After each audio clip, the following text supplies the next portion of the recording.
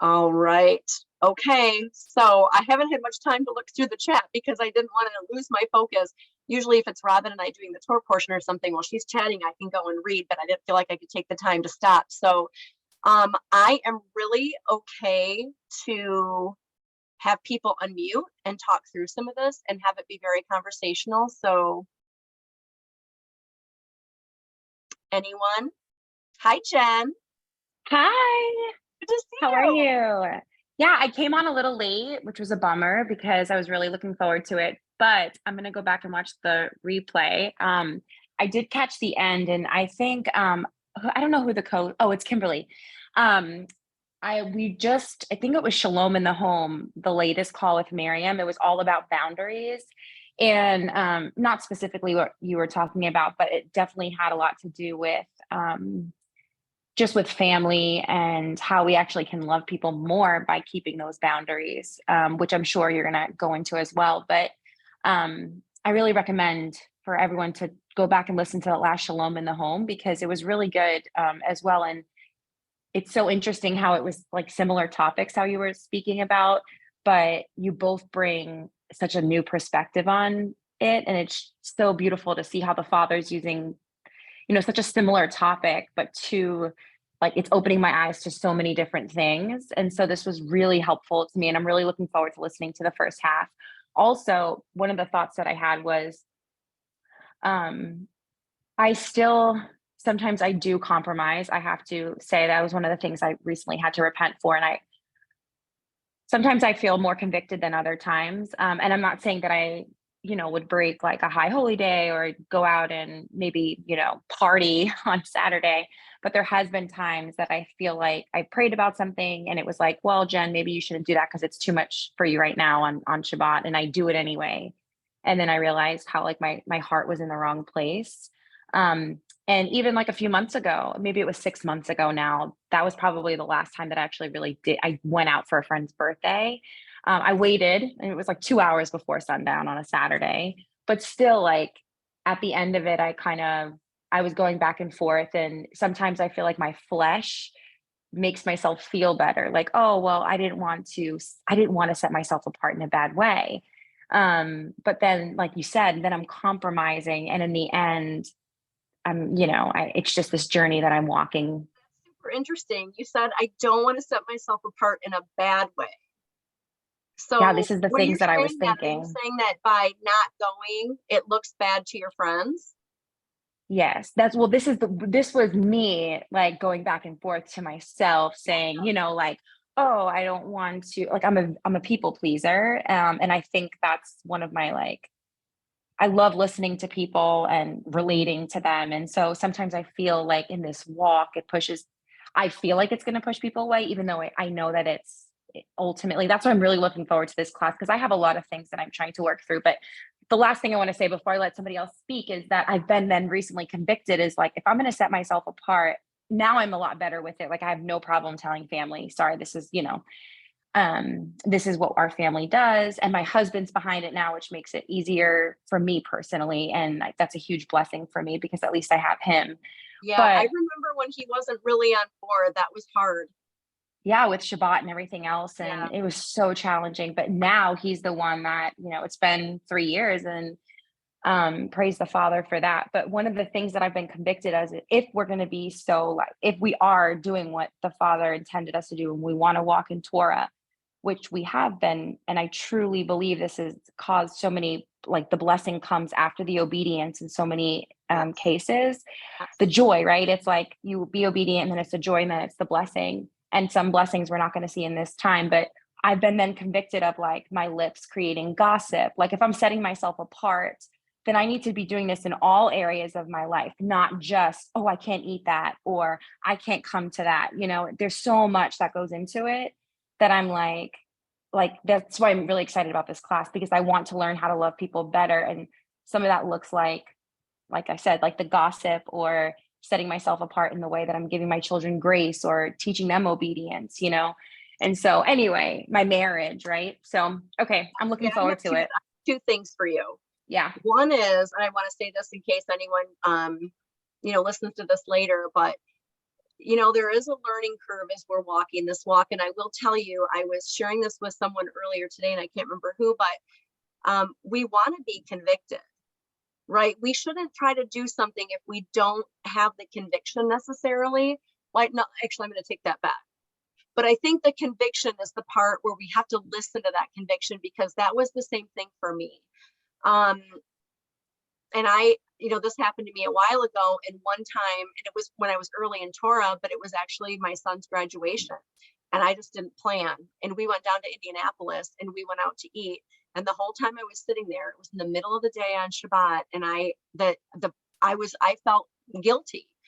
Somebody might do that and might not necessarily feel guilty yet because they're still learning and they're exploring. But once you start feeling that conviction, I think it's important, because I think the Ruach will do that to us, where we start feeling, but for everyone, it's different. And people get convicted about different things at different points in their walk.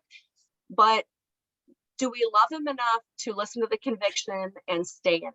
Because, and even with the situation with me, with a family member, well, your God is mean, he won't let you celebrate with me on my birthday.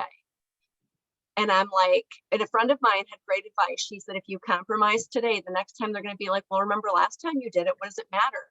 So we have to, that example is, if we compromise once, they're going to think we're going to do it again and again and again. And then we're lukewarm and we're all over the place. The second thing I wanted to say is, with the whole gossip thing, if you have not read the book Taming the Tongue by Mark Kinzer, get it. Okay. I will send you my copy. We can talk offline and you can read it, because it was an incredible book to really walk through the power of the tongue and how to tame it. Okay, that sounds great. Yeah, we can talk about that, because I think that would be fantastic. Yeah, thank you. Yeah. All right, anyone else? Marsha, Robin, I know I can call on you guys. What a beautiful job, sis. Thanks. Just loved it. Can you hear me? I can hear you. It was so beautiful. It was just so, I just love it. I love love. I know. Well, this is interesting, because, even a parental love, it can look different, right? Like, he disciplines those he loves. We have to discipline our children, and our children think we don't love them because, they got grounded or punished or had a toy taken away. But it's this whole concept of love in today's modern world is, if you don't accept me for who I am and approve of the things I do, then you're not being loving. If you're not on board with whatever I think, you're not loving. And we have skewed it so far that, getting back to this idea that even the God of the Old Testament was loving. There was a lot of love in there. He was trying to get his people on the path. Right. Like the very first, the garden, right? Like, this is all yours. Enjoy. Don't eat this one thing. And we couldn't. Tell us about Isaiah 30:21. I just love that. Yeah, I just love that verse, So I feel like that's kind of where, for me, he, in putting me in this path, I definitely can relate to, like, your teachers will all affirm to you, this is the way, walk in it. But as you were reading it, I just got like this completely different vision, where it's like, this is Yeshua in the wilderness, right? Every temptation, right? Yeah. Like, here, you can turn this rock into bread. You can have this kingdom. That's affliction, to be tempted with, satisfying your flesh. And he responded perfectly with, it is written. So the Father will show up and remind us, this is the way, walk in it. And I think that can be, encouraging to the other gen, for when you're learning how to do this. Like, God, the Holy Spirit, will absolutely remind you. He'll cause you to be convicted about, your Shabbat, behaviors, and ultimately it's just to teach us to guard it, right? It's sacred. And we as human vessels just don't really quite understand sacred spaces, and he's having to teach us, because our culture doesn't have those. So. All right, here's a question from Alicia. She says she's at church picking up her son, but curious how you lovingly say no to Eastern things. I initially said we will come. said, we will come, but out. Honestly. Okay, would do nothing without eggs, but honestly feel left. Oh, my son would feel left out. Well, my kids aren't walking in this because they're grown up. So I don't know if anyone else is working with littles and how they do that. I don't know, Robin, if you do that. But Alicia, this is just my quick advice to you is I know even with my children and like I'll give you the example of Christmas for them because they grew up doing Christmas and they're all gone, but they love to come home for Christmas and I was the queen and we did so much and they couldn't wait. And then when I told them I wasn't doing Christmas anymore, it was like you literally would have thought I cut off their feet. I mean, it was that like devastating. And they're older, so obviously it's a little different, but I just sat down and went through the biblical context. And ultimately, I think the bottom line, and what I said recently in a situation with a family member who I wouldn't celebrate birthday with on Shabbat was, I love you and I will do this. Like, what am I willing to do? But I will not compromise what the Father has commanded me because I love him more. And that's just a true statement. People don't like to hear that. I love him more. What? I gave birth to you or whatever, it's like, it's pretty clear he is number one. And so I'm elevating him to that position. And so I don't know, Robin, if you have any thoughts on how to talk to littles about not being able to participate in Easter egg hunts. But I don't know if you saw this, Alicia, but Jen Gorski said you two should talk. So are you both on band? Are you on band? Okay, I want to know Jen's on band, but Alicia, if you're on band, find Jen on band, Jen Gorski.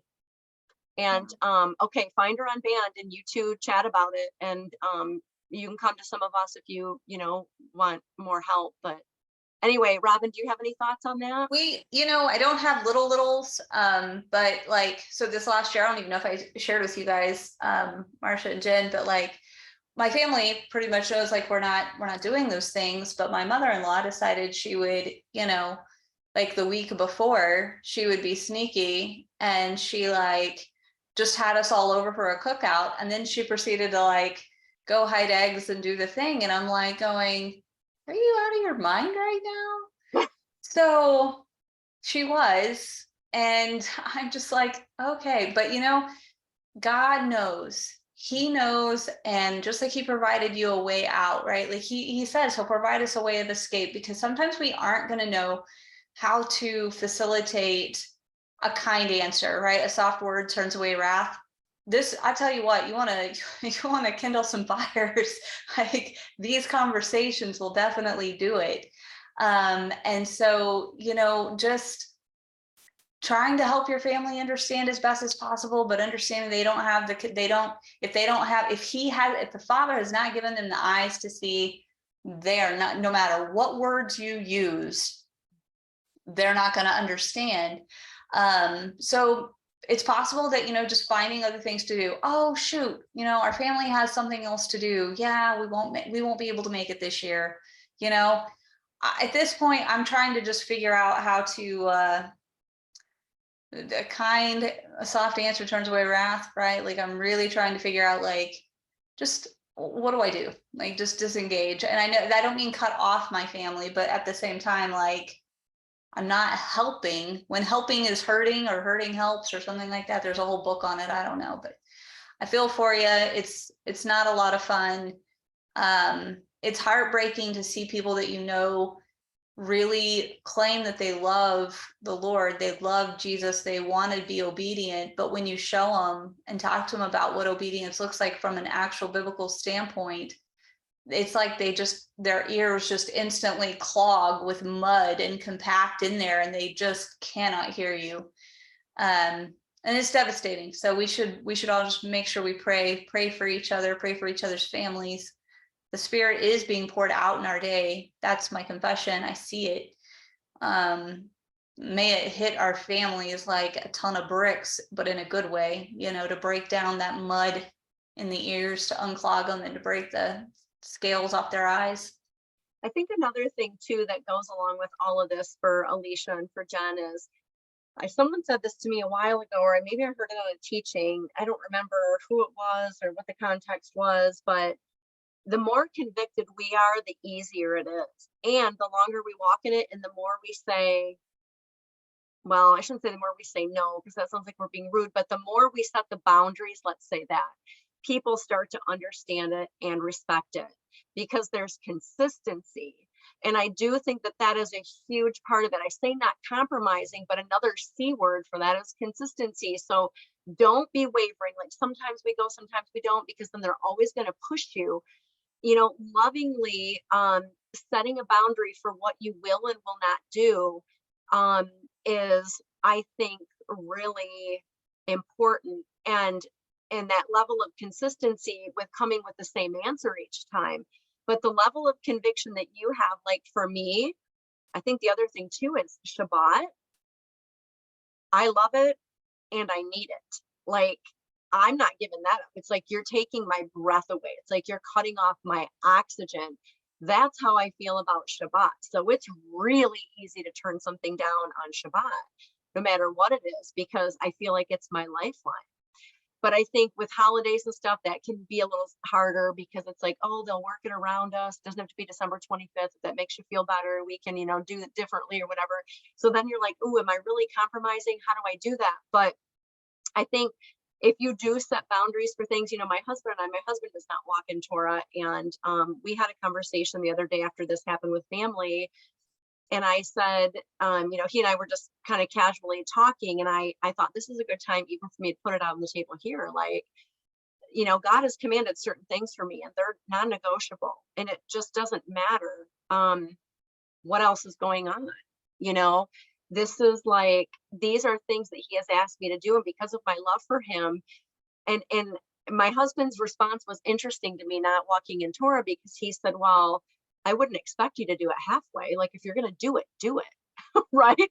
And I'm like, yeah, you're going to do it. Like, but it was interesting to hear someone outside of this perspective, because he's not someone who does anything halfway. Like, if he commits to something, he's all in till the end. Right. So there's this understanding, but it was this wonderful confirmation that even the world understands when you commit to something, you're committed to it. Now, we don't have a lot of loyalty in today's day and age. So maybe there are people who fall away from that type of thinking. But I think there is an understanding in the world, like, if you're going to commit to it, then just do it. Just be committed. Don't compromise. Be consistent. And eventually they will understand. And Alicia, I'm super glad that your family has respect for you. Just keep walking it out with his family. Don't give up. Don't feel like you have to compromise to be accepted or loved. Mm-hmm. There's only one opinion that matters. It's yes. I mean, that's kind of how I look at it. Like, in the end, we're not going to give an account to anybody except for him. But again, we all might be convicted of different things at different times. So I'm not here. I don't want this to be a shaming for anybody. Like, oh, I'm still, doing Christmas with my family, or, oh, we still have bacon on, Sunday mornings, or like, that's not what this is about, because y'all need to, this is your walk with the Father. It's a personal relationship. It's not between me, you, and the Father, or, anyone else. It's just between you and the Father. And so take these matters before him. He is a good and faithful God. And like Robin said, we will take these things before him, and, he'll talk to us. He'll guide us. He'll help us. He's not going to let us flounder, but if we never take it to him, even if it seems like the smallest detail, take it to him and lay it before the throne. Father, I am really struggling to give up time with friends on Shabbat. Father, there was someone who posted on social media in a group, like, all I do on Shabbat is sit on social media. It's like, I just want to spend endless hours. And it was interesting. Some of the comments were like, oh, that's okay, as long as you're not causing anyone to work and stuff. And I'm thinking, okay, well, that might be that person's opinion, but my opinion is this is supposed to be a set apart day unto Yah.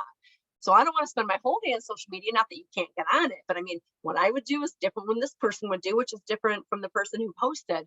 So we're all on a path. And we're all going at our own pace, and we're all feeling convicted about different things. But to me, the most important thing is keep leaning in. Robin and I were talking earlier this week on the phone, and we had this conversation about milk versus solid food. Some people are in Torah and they're going to stay on milk a lot longer, and it's going to take them longer to get to the solid food. But once you're on solid food, don't go back to milk.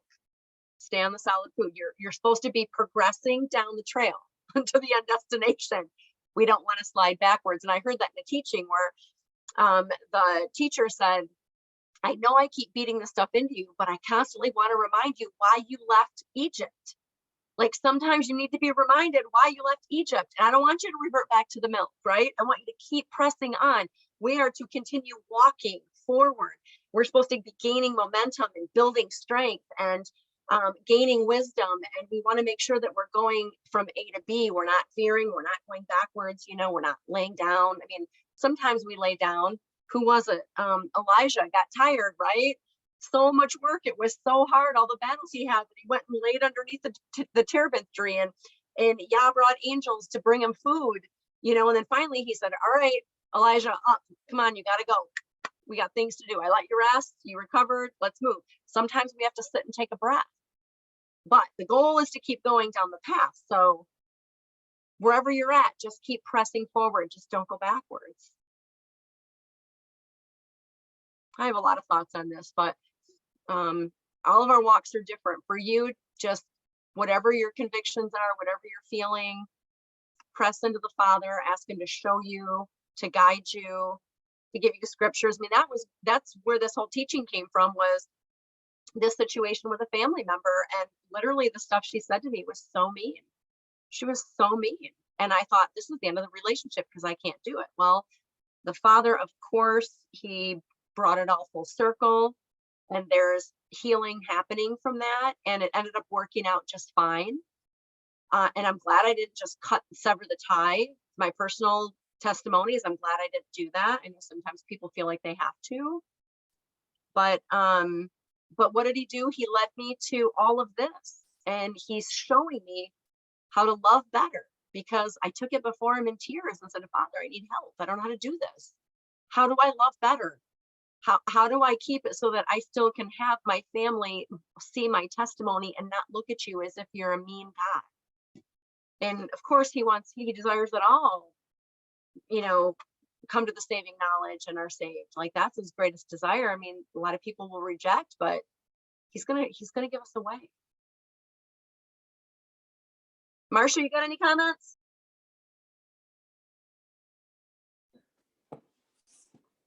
Whoops. Hello.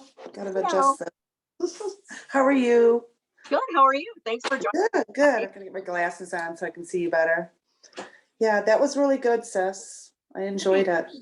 Yeah. Do you have any comments? Like, I know you had a comment about the root words. Do you want to share the give? I think that's a really cool nugget. Do you want to share the creation gives? Yeah, so the root of, actually it's the 3-letter root is the root of that 2-letter, but it gives them a connotation of to give. Mm-hmm. So when the words have roots, you know, part of the definition of the other words will always come back to that parent root. Yeah. So when we look back in Genesis, we see the lights on the 4th day. They were to give light. So we always associate like light with giving. And so where my mind went when we were discussing it was that the light was like foundational in the beginning. And, you know, we look at the first mention of the actual word love, and it's like revealing a manifestation of his love, you know, to Abraham. And to me, that was a beautiful picture that I seen out of that. So what's the verse in give? I mean, do you know the exact verse in Genesis? It would be Genesis 1 and somewhere, I don't know the verse, but it's day 4. Okay. With the lights. Yeah. And it's, when you're saying the root, is it the HAV? No, the H, I'll say, so every Hebrew word has a 3-letter root. There are some 2 letters, but that 2-letter is actually not the root, because the 3-letter root is always the root. Gotcha. So it's kind of, and there's rules to figure that out and everything. But it has the meaning, that 2-letter root, or 2-letter sheresh is what they call it, gives the connotation, the definition of to give. So It's like, and you know, whatever words go down to the root word, they always have like a similar, their main focus comes from the same root. So I think it just clicked in my head what you Yeah. just said. Like it took me a Okay. minute, but when you, okay, so day 4 Mm-hmm. is the day that he gave the sun, the moon, and the stars, but Yes. also Yeshua on the menorah, it's the center, it's the main branch. Yeah. And So it's the Moedim. If he's It's, if he's huh? using the root of Ahava there, and then we see it as the first official mention in Genesis 22, they're both pointing towards Messiah. Right. Yeah. That's cool. Yeah. This day 4 is governing and he's in the midst. It's just, it's pretty huge and big. And so to me, you know, and then we know the light on one day is absolutely Yeshua, but he's demonstrating that same light in physical vessels now Yes. on day 4, and Abraham's, you know, physical. So I just, yeah, it's a Well, like a you don't know, manifestation Marcia, of you don't his love. 50 layers deep, way beyond my comprehension. So she loses me a lot, but she's You got studying that. and gospel with Holisa, and so the layers for her, she can peel back a lot of layers. I'm kind of on the Yeah. basic layer, but that's good though. I see that now. Like I know we kind of texted about it yesterday, but now I'm kind of seeing like day 4, you know, if it's to give that root love, and then seeing that it's used again in Genesis 22, that's pretty Right. pretty powerful. Well, that first light, you know, is associated with first love, you know, and wisdom and Pesach, which is, you know, he laid down his life for us. Yeah. Those are all connected to light, which, you know, the Torah gives life. You know, there was, you know, life in the light. There is life in the light. Amen. Yeah. Hallelujah. Yeah. So That it's could like a be our mic drop right there. There is life in the light. Yeah. All right. Thanks for sharing. Anybody else have anything before we end tonight? All right. On that note, thanks for sticking with me. We went 15 minutes over, but hopefully it was worth your time. So try to make it back next month if you can. And we'll talk about how to better love others. And then maybe there'll be a part 3 that kind of gets into the different words for love. And Marcia, maybe you and I can talk and we can do something more on the roots, but I wouldn't be able to do that solo. So we'll figure that out. But thank you again for joining us. Have a wonderful rest of your week and a wonderful Shabbat this weekend. And I look forward to seeing y'all next month.